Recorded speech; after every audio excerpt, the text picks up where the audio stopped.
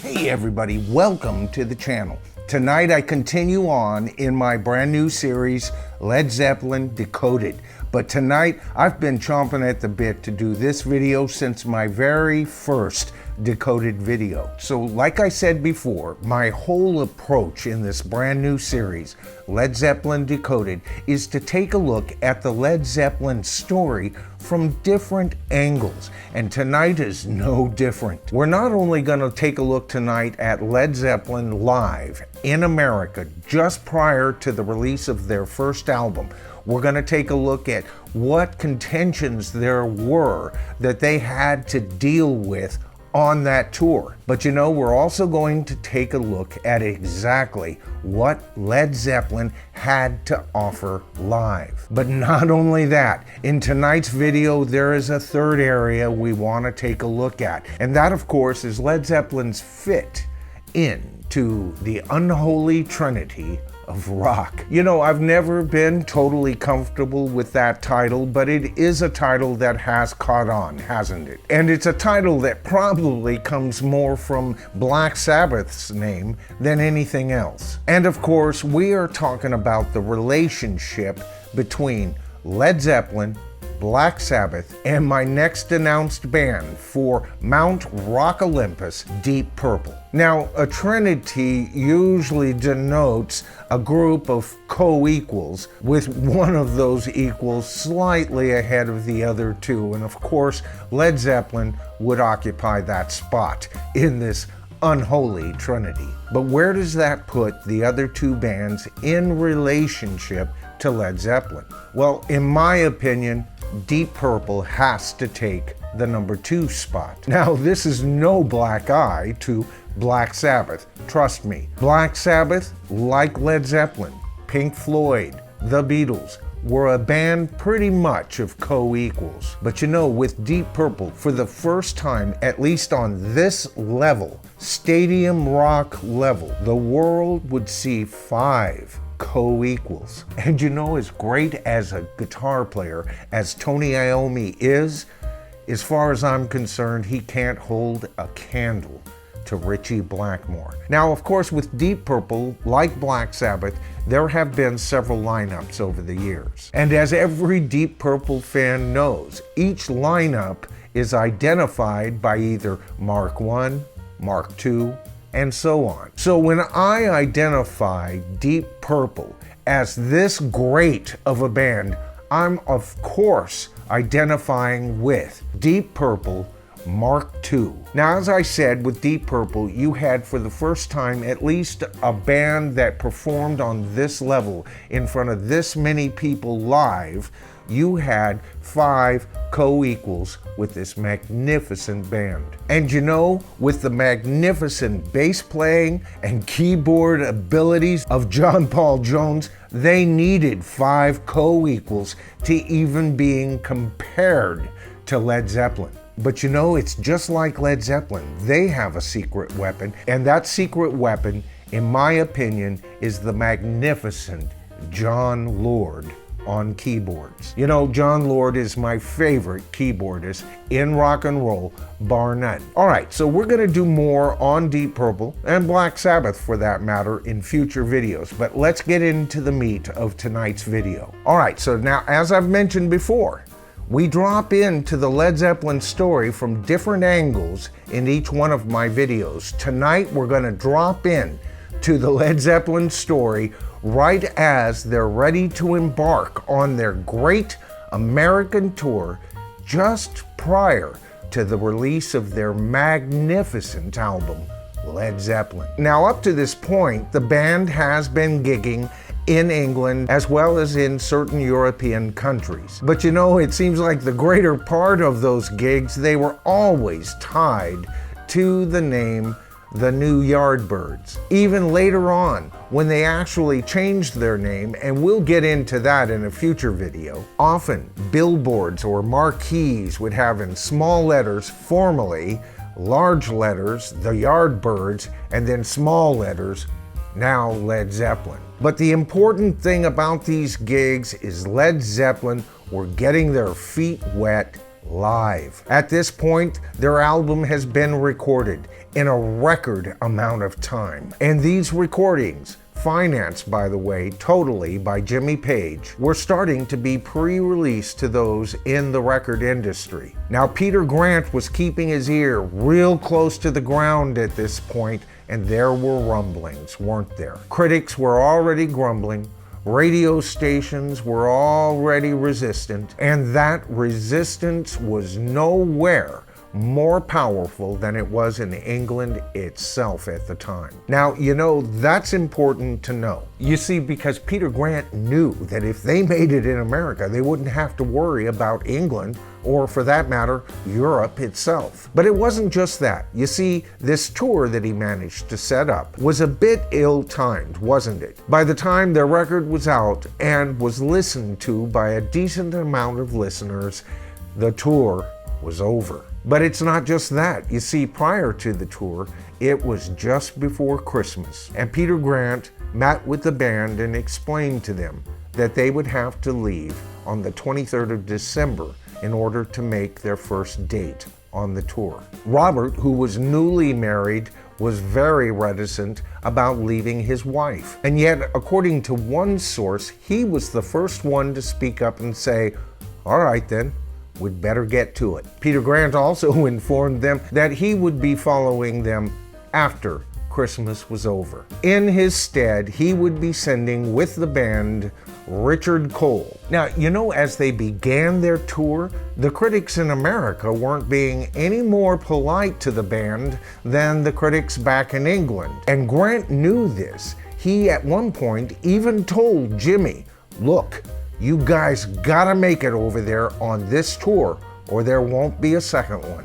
We'll never be able to return." Now, Grant was completely confident in this band, but he wanted them edged up, and he knew that Jimmy still harbored some doubts about Robert Plant's ability to really take on frontman status for this magnificent machine. And Robert Plant himself, don't forget, even said that at the beginning of this tour, he had tons of doubt.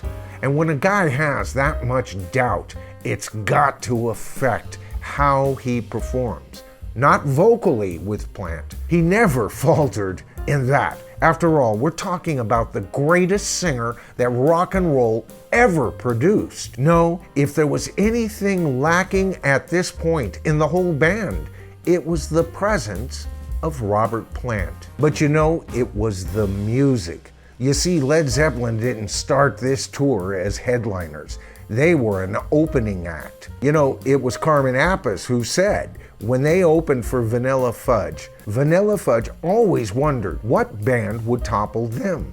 They had worked really hard to get to headlining status, and they knew it was a revolving stage. And of course, he said it was Bonzo's drumming that set the two bands apart. Now, we're talking about Carmen Appice here. He himself is one of the very best drummers in rock and roll. And so it wasn't a complete presentation that Led Zeppelin had at this point so much as a complete live sound. Fans encouraged them to play longer and longer sets on this tour, and Led Zeppelin complied, often bringing up oldies that maybe three of them knew, and they would jam on them. Fans practically wouldn't let these guys off the stage. All right, so when they get to the point that they are at Seattle, they get snowed in. Long story cut short, Richard Cole almost kills them twice on this journey. And after that little car ride, Robert Plant never fully trusted the man again. We'll get more into that in a later video as well. Suffice it to say, they finally wind up in sunny Southern California in the middle of winter. The band is finally able to relax. You see, they're scheduled to play the Whiskey A Go-Go, and not just play it, but to play it for 5 nights running. They're not only playing there, Alice Cooper is playing there. It's during these 5 performances that all doubts about Robert Plant dissipate not only the lingering doubts in Jimmy's head, but also those in Robert's as well. You see, the band was able to do a little partying, relax, do a show, and relax some more, right? And you know, it's from this point onward that Robert Plant and Led Zeppelin are truly co-equals in every sense of the word. Now, the Whiskey A Go-Go has always been a hot spot back then for bands to play at. That's not the important thing here. It was the whole atmosphere that the band needed at that point on the tour. And of course, there were still two key concerts that Grant knew the band had to nail. Both of them named the Fillmore. The Fillmore West on the West Coast, and of course the Fillmore East in New York. Now, you know, it's interesting because at this point, the Fillmores, under the direction of Billy Graham, were exactly the future of rock and roll. Not only was this man able to book the very top bands, but he had a nose for talent as well. But it wasn't only just that. You see, Bill Graham made sure both Fillmores were equipped with the very best sound systems the world could offer at the time. But there was more. He also offered light shows, a big attraction to the new let's not care about materialism audience that Led Zeppelin was about to attract. And you would think that would be enough, but it was through the Fillmores that the so-called rock poster came into being. A whole new art form built within these two facilities. Wonderful. All right, so the band heads at this point north to San Francisco, Northern California. How do they do? Let's just say this. The papers the next morning didn't even mention the other acts that played that night. Now, it was at this point, if there was any positive press that Led Zeppelin was getting, it was starting to surface. Not a lot, but you see, something more important was happening here. A whole brand new group, a whole different kind of audience was showing up at these shows. This was a young group of kids who generally didn't give a damn about materialism. They wanted real. They wanted show us what you've got, and guess what? Led Zeppelin showed them. By the time they were done on the East Coast at Fillmore East, Led Zeppelin had at least live conquered America. And generally speaking, at this time, their album wasn't even out. Now, it's at this point that Led Zeppelin returns to England. And of course, they're scheduled for some live shows there in England, much smaller venues, and Peter Grant's worried that it might bring the spirits of Led Zeppelin down. But it did allow Led Zeppelin contact with important family members for a bit. But you know, Jimmy was concerned that they left America too soon. He felt they should have plowed on, looking for venues as they went. But Peter Grant had been working during that tour, operating the phones, and he assured Jimmy, don't worry, this is very temporary, and on the next tour, you'll be headlining. All right, so that leads me to a very important part of this video. You see, I was having a bit of a conversation in the comments section with one of our tribal members, Rick Ferrari, and he asked me what I thought of a 1969 televised performance of Led Zeppelin. Now, I had seen this footage before, but it had been a while, and Rick asked me what I thought of it, so I did some searching, and on the channel Metal Rocker, I found a good quality version of this performance. Now, this is 1969, and it could be close to a full year after they finished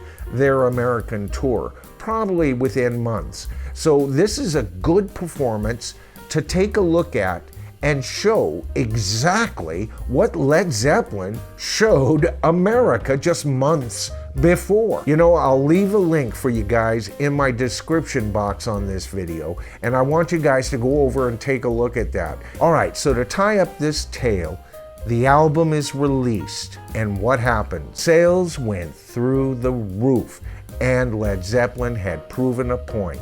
They had a show, they could perform, people loved it, and they would buy their albums. And of course, this hurt the poor little critics' feelings, you know, the little critters that they are, and they shouted to the rafters, "Hype!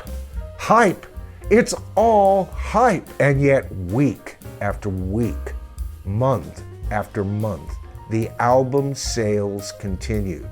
And at first, just on FM, there was a buzz starting to happen in America. Led Zeppelin stood poised to rule the rock universe for the next decade. All right, so that about covers it for tonight's video, and I just want to say thank you to every single one of you for watching the video tonight.